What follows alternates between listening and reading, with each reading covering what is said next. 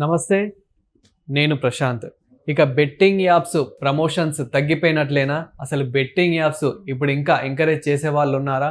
Betting apps promotion చేసే వాళ్ళని ఒక్కొక్కరిని అరెస్ట్ చేసేస్తున్నారు. ఈ మధ్య కాలంలో చూసుకున్నట్లయితే కనుక లోకల్ బై నాని, భయ్యా సన్నీ యాదవ్, అదేవిధంగా ఇంకా పర్షియన్ బాయ్స్ నుంచి ఇమ్రాన్ ఖాన్, ఇలా అందరి మీద అయితే కేసు అయితే నమోదైతే అవుతుంది.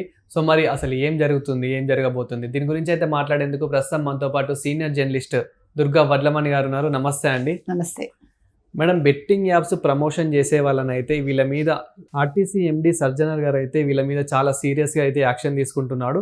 సో ఒక్కొక్కరు నేరేస్తున్నారంటారా? మంచిదే కదండి.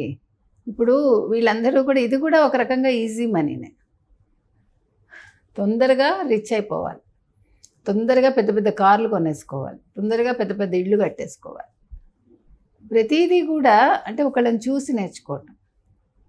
ఇప్పుడు మీరు అసలు మహాభారతంలో చూసుకుంటే మహాభారతంలో బెట్టింగ్ ఎక్కడుందండి? లేదు. బెట్టింగ్ ఉంది కదా, ఎందుకు లేదు? ద్రౌపదిని బెట్టింగే కదా.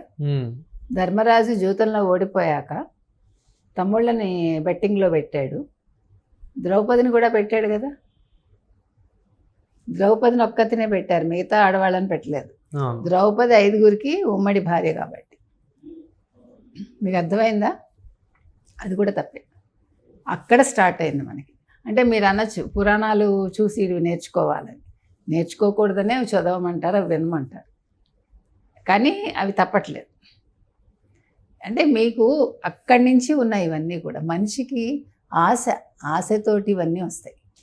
ఇప్పుడు ధర్మరాజుకి మరి ధర్మరాజు అతనే అలా చేశాడంటే ఇంకా మిగతా వాళ్ళ పరిస్థితి ఏంటి? ఇప్పుడు ఈ యుగంలో అంటే ఈ కలియుగంలో ప్రజెంట్ సిచ్యువేషన్లో మీ యువత ఎట్లా ఉన్నారంటే ప్రతిదీ ఈజీగా తీసుకోవడం, ప్రతిదీ ఈజీగా అయిపోవాలి, తొందరగా అయిపోవాలి, టైం వేస్ట్ అవ్వకూడదు. టైం వేస్ట్ అవ్వకూడదు. ఇక్కడ సమస్య అంతా ఇక్కడ వస్తుంది. దాంతో ఏదో ఒకటి అందులో ఇప్పుడైతే మనకి సోషల్ మీడియా బాగా ఇన్ఫ్లుయెన్స్ పెరిగిపోయిందో, సోషల్ మీడియా యాప్స్ వచ్చేసాయో, రకరకాలు ఇప్పుడు మన రన్యారావు ఉన్నారు, కన్నడ నటి. ఆవిడ చెప్తోంది కదా, నేను యూట్యూబ్ చూసి బంగారం స్మగ్లింగ్ ఎలా చేయాలో నేర్చుకున్నాను. ఏం సాధించావు? వీళ్ళందరూ ఏం సాధించారు? ఈ భయ్యా సన్నీ యాదవ్ కావచ్చు, హర్ష సాయి కావచ్చు, వీళ్ళందరూ కూడా ఇప్పుడు అన్వేష్ అనే అతను వీళ్ళందరివి పోస్ట్ చేస్తే పేజీలు. అవును. ఇప్పుడు ఇంకొక అతని మీద కూడా అయింది కదా, ఇమ్రాన్ ఖాను. తర్వాత మీరు చెప్పిన రైతు బిడ్డ. నువ్వు రైతు బిడ్డవైతే చూసారా, మనం అక్కడ అరెస్టులు జరిగితే మేము ఎస్సీలం, మేము ఎస్టీలం, మేము బీసీలం అంటున్నారు. అంటే ఇప్పుడు క్యాస్ట్ గుర్తుకొస్తుంది. ఇప్పుడు క్యాస్ట్లు, కులాలు, లేకపోతే వాళ్ళ వృత్తులు అన్నీ గుర్తుకొస్తున్నాయి. నేను రైతు బిడ్డవైతే మీ నాన్నగారు ఇది చేయమని చెప్పలేదుగా, నేను పొలం పని చేసుకోమంటారు. అవును. రైతు బిడ్డవైతే నువ్వేం చేయాలి? చక్కగా పొలంలో దున్నించి మొక్కలు వేసుకుని వరి పండించడమో, కూరలు పండించడమో, మెట్ట పంటలు పండించడమో చేసుకోవాలి. అంటే ఇక్కడ మేడం వీళ్ళు ప్రమోషన్ కూడా ఏ విధంగా చేస్తున్నారంటే, మీరు ఇంట్లో ఖాళీగా ఉంటున్నారా, అయితే జస్ట్ ఒక 5,000 ఇన్వెస్ట్ చేస్తే మీకు 50,000 వస్తాయి. మీకు జస్ట్ ఒక 20,000 ఇన్వెస్ట్ చేస్తే 2 lakhs వరకు జస్ట్ ఒక వితిన్ 2 minutesలో మీరు సంపాదించుకోవచ్చు అనే విధంగా అట్రాక్ట్ చేసేస్తున్నారు. మీరు మొన్న ఒకటి చూసారా, ఒక తాపీ మేస్త్రి ఇంత చేసి చిట్టీలు వేసి అందరినీ మోసం చేసి 100 కోట్లతో పరారయ్యాడు. ఇది కూడా ఆశే కదా. మీకు అన్ని కాదండి. ఇప్పుడు మనం ఒక ఏరియాలో ఉంటాం, నేను ఒక ఫ్లాట్లో ఉంటాను, గత 10-15 సంవత్సరాలుగా ఉంటున్నాను. ఎందుకు నేను నమ్మాలి కొత్తగా వచ్చిన వాడిని? మీకు తెలుస్తుంది కదా, మీరు హిస్టరీ చెక్ చేసుకోవాలి కదా. వాడెవడో వచ్చి నీకు ఇప్పుడు మీరు ₹1,00,000 నెలకు 5,000 కట్టండి, మీరు 11 నెలలే కట్టండి, 12వ నెల కట్టక్కర్లేదు అనగా అని 5,000 కోసం ఆశపడ్డాం. లేదు, మీకు లక్షకి 1,16,000 ఇస్తారట. ఎవడైనా 1,16,000 ఎలా ఇస్తాడో చెప్పండి. ఇప్పుడు మనం బ్యాంకులో వేస్తామండి, బ్యాంకులో వేస్తే మీకు వడ్డీ ఎంత వస్తుంది? మినిమం లక్షకి పోనీ 500 వేసుకున్నాం, 11,500 55, 12,500 60, 6,000, 16,000 ఎలా ఇస్తాడు? ఇంకో 10,000 ఎందుకు ఇస్తాడు వాడు అనే ఆలోచన నాకు రావాలిగా.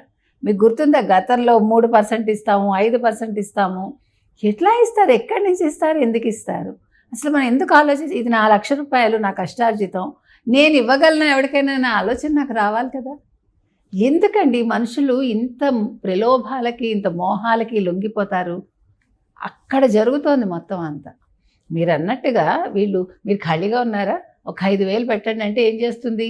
ఓ ఉంగరం, ఓ మెళ్ళోదో తాకట్టు పెట్టి చెవికి అమ్మలో. ఎందుకంటే ఇక్కడ వాళ్ళు ఆల్రెడీ ఖాళీగా ఉండి డిప్రెషన్కి వెళ్ళిపోతున్నారు. అంటే వాళ్ళ స్టడీ అయిపోయి జాబులు రాక నేను ఏం సంపాదిస్తలేను అన్న వాళ్ళు చాలామంది ఎవరైతే ఉన్నారో వాళ్ళు సరే ఈ విధంగానైనా మనం ట్రై చేద్దాం అని చెప్పేసి, ఎందుకంటే చెప్పే వ్యక్తి కూడా అక్కడ నీకు అంటే ఎంతో కొంత పొజిషన్ ఉంది. సో అతను చెప్పేది కొంచెం ఏ పొజిషన్ ఉందండి? ఇప్పుడు మీరు ఒక ఇన్ఫ్లుయెన్సర్ అనుకుందామండి, ఏంటి పొజిషను?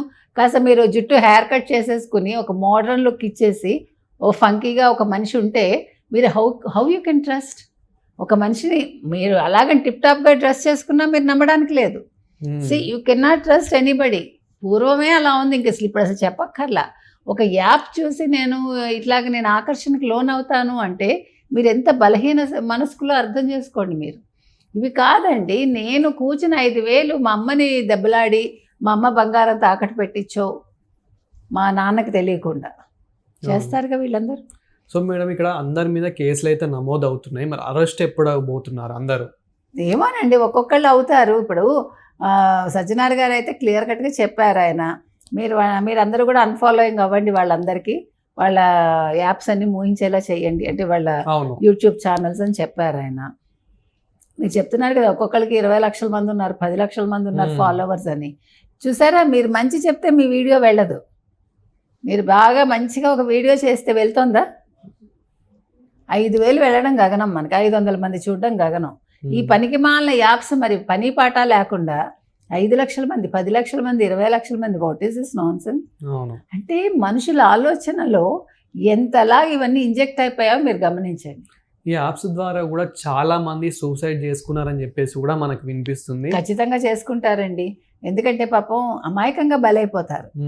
అంటే అట్రాక్ట్ అయిపోయి ఇంకా మీరు గుట్కా యాడ్స్ తీసుకోండి, గుట్కాలు అంతే కదా, పెద్ద పెద్ద హీరోలు చేస్తే అందరూ అది ఒక్కసారి అలవాటు అయితే అది ఆవదం కూడా వదులుతుందేమో, కానీ ఈ జిడ్డు వదలదు.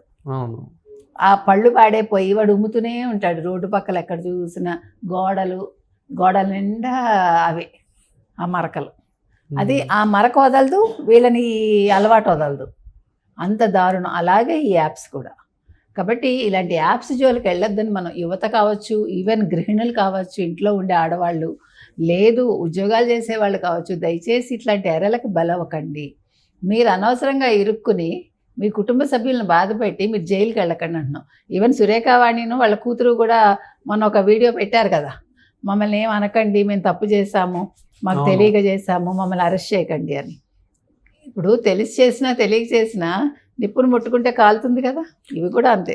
ఇక్కడ ఇన్స్టా ఇన్ఫ్లుయెన్సర్స్నే కాదు, యాక్టర్స్ను కూడా ఫోకస్ చేయాలని చెప్పేసి ఖచ్చితంగా. ఇప్పుడు మీరు అన్నట్టుగా ఇక్కడ ఎవరికి ఎక్సెప్షన్ లేదండి. ఒక సోషల్ మీడియాలో ఇన్స్టాలో చేసేవాళ్లే కాదు, లేదు వీడియోలు చేసేవాళ్లే కాదు, సినిమా వాళ్ళేం తక్కువ, వాళ్ళ ఇన్ఫ్లుయెన్స్ ఇంకా ఎక్కువ ఉంటుంది. కాబట్టి మీరు అది చేయగలిగితే సజ్జనార్ లాంటి వాళ్ళు చాలా గొప్ప వ్యక్తులు అవుతారండి. అంటే గొప్ప వ్యక్తులు అవడం కోసం చేయమని నేను చెప్పట్లా, కాకపోతే ఏంటంటే ఈ బలవంతపు సూసైడ్లు తగ్గుతాయి, ప్రజలు కూడా కొంచెం మంచి పనుల వైపు దృష్టి పెడతారు, ఒళ్ళొంచి పని చేయటం నేర్చుకుంటారండి. ఈజీ మనీకి అలవాటు పడ్డవాడు వాడు కష్టపడాడు. 10 రూపాయలు కష్టపడి సంపాదించుకుని నేను 100 రూపాయలు యాప్ ద్వారా వచ్చింది, చాలా తేడా ఉంటుంది. అది బిగ్ మనీ, కానీ చాలా పెద్ద తేడా ఉంటుంది. అంటే నువ్వు అంత ఊబిలో కూరుకుపోయినట్టు అక్కడ. ఇక్కడ ఈ 10 రూపాయలతో నువ్వు గంజి అన్నం తిన్నా కూడా నీ కష్టార్జితంతో తిన్నట్టు నువ్వు ప్రశాంతంగా నిద్రపోతావు. అక్కడ నీకు ఏదీ ఉండదు, ప్రశాంతత కోల్పోతావు, నీ జీవితం నీ చేతుల్లో ఉండదు. కాబట్టి ఇవన్నీ ఆలోచించుకుని యూత్ కావచ్చు, మహిళలు కావచ్చు, ఎవరినైనా కూడా దయచేసి ఇలాంటి బెట్టింగ్ యాప్స్కి మీరు వెళ్ళకండి, మీరు ఇన్ఫ్లుయెన్సర్స్ని ఫాలో చేయకండి, అన్ఫాలో చేసుకోండి. మీరు హ్యాపీగా మీ కుటుంబాన్ని చూసుకోండి, మీ పిల్లల్ని చూసుకోండి, మీ జీవితాలు చక్కదిద్దుకోండి అని చెప్తున్నాను. Thank you. Thank you.